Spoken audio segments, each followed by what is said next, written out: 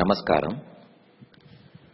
நாம் அடிக்கடி பிரம்மம் என்கிற சொல்லை பயன்படுத்துகிறோம்.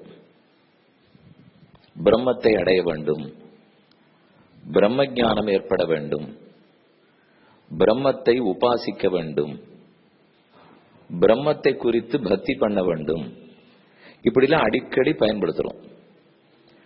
அந்த பிரம்மங்கிற சொல்லுக்கு என்ன பொருள்? எல்லாரும் பிரம்மங்கிறமே, பரபிரம்மம்னு சொல்றோம். அப்படின்னா மிக உயர்ந்த பிரம்மம். பரமன்கிற சொல்லுக்கே தன்னை காட்டிலும் மேம்பட்டவன் இல்லாதவன், தானே மிகவும் உயர்ந்தவர். இப்ப பிரம்மங்கிற சொல்லுக்கு பொருள் பிருகத்வாது பிரம்மணத்வாச்ச பிரம்மமித்யபிதீயதே. பிருகத்வாத் தான் மிக பெரியவராக இருக்கிறபடியாலும், பிரம்மணத்வாத் தன்னை அடைந்தவர்களை தனக்கு சமமாக பெரியவர்களாக ஆக்குகிறபடியாலும் பிரம்மம். ரெண்டு பொருள். அப்போ ரெண்டையும் பகவான் பண்றார். தான் ரொம்ப பெரியவரா இருக்கார், குணத்தாலும் உயர்ந்தவர், சொத்துக்களாலும் உயர்ந்தவர், அவர் திருமேனியாலும் உயர்ந்தவர், எல்லாத்திலையும் நம் அனைவரை காட்டிலும் உயர்ந்தவர். தான் ரொம்ப பெரியவரா இருக்காருனால் அளவிலும் பெரியவர். சாதாரணமா குவான்டிட்டி குவாலிட்டின்னு ரெண்டு சொல்றோம்.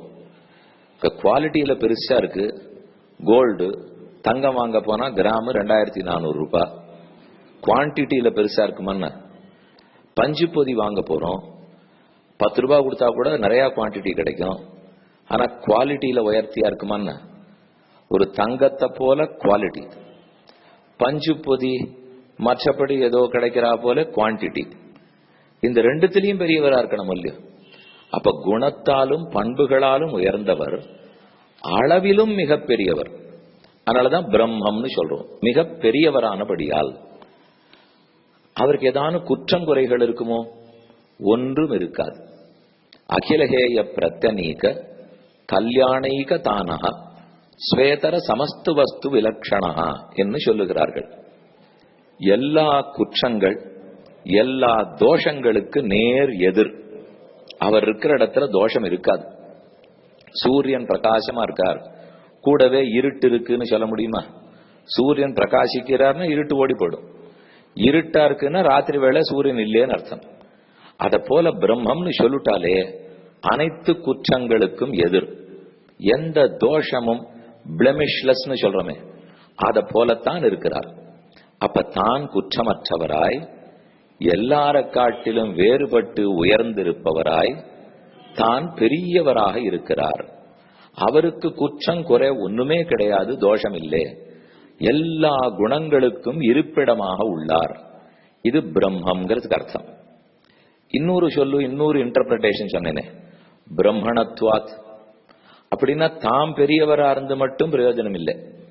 அது ஓரளவுக்கு உலகத்துல கூட பெரியவாழ்லாரையும் பார்க்கலாம். அதை விட இவர் ரொம்ப பெரியவரா இருக்கார், வாஸ்தவம். ஆனா இன்னொரு குணம் இருக்கவருக்கு, தன்னை யாரெல்லாம் தஞ்சமாக புகழாக பற்றுகிறார்களோ அவர்கள் அனைவரையும் தன்னளவுக்கு பெரியவரா உயர்த்தி விடுகிறார். ஞானத்தாலோ அவருக்கு இருக்கிற சக்தியாலோ நாம் எங்கோ கீழே இருக்கோம். நாம போய் பகவானுடைய திருவடிகளை பற்றுகிறோம். அறிவாலும் சக்தியாலும் அவருக்கு நிகராக, அவருக்கு சமமாக நம்மை உயர்த்துகிறார். எங்கோ வைகுந்தத்தில் இருக்கிறார், நாம இங்க இருக்கிற பெருமாள் திருவடிகளை பற்றுகிறோம். எங்கேயோ இருக்கிற நம்ம எங்க கொண்டு போய் உட்கார்த்தி வைக்கிறார். அந்த அளவுக்கு தனக்கு சமமான ஒரு இடத்தை கொடுக்கிறாரோ இல்லையோ? இது யாரால பண்ண முடியும்? முடியாதுங்கிறது ஒண்ணு. முதல்ல இதை போல பண்றதுக்கு விருப்பம் இருக்குமா யார்கிட்டயானு பாருங்க. ரொம்ப பெரிய மனுஷர், நாம் அவர்கிட்ட உதவி கேட்டு போறோம். கேட்ட உடனே என்ன வேலை வேணுமான்னு கேட்டார். ஆமாமா வேலை வேணும்.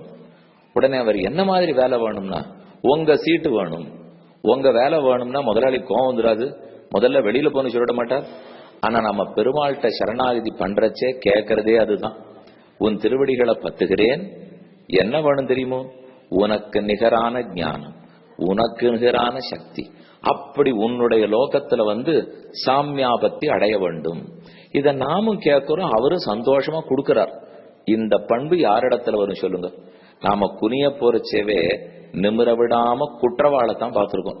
ஆனா குனிந்தாலே தூக்கி மடியில உட்காத்தி வச்சுக்கிறவர் தான் பிரம்மம். நம்மாழ்வார் பாசுரத்தில் அவன் துயரரு சுடரடி தொழுதழன் மனநேன்னு பாடினார். துயரரு சுடரடின்னு சொன்னால் துயர் அரும் சுடரடி. தனக்கு துயர் ஏற்பட்டதுன்னு அதை அறுத்து கொள்ளும். அப்படின்னா தனக்கு துயரே இல்லாத பெருமாள் திருவடின்னு அர்த்தம். அது ஒண்ணும் பெரிய விஷயம் இல்லையே. அவருடைய திருவடிக்கு துயர் இருக்குமான்னு. அப்ப துயரருன்னு சொல்ல வேண்டாம், துயர் அறுக்கும் சுடரடி.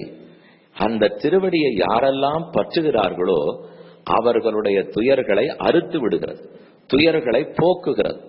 அப்ப தானும் துயரற்றிருக்கும், தன்னை அண்டினவர்களுடைய துயர்களையும் போக்கும், தானும் மிக பெரியதாக இருக்கும், தன்னை அண்டினவர்களையும் தனக்கு சமமாக உயர்த்தி பெரியவர்களாக ஆக்கும்.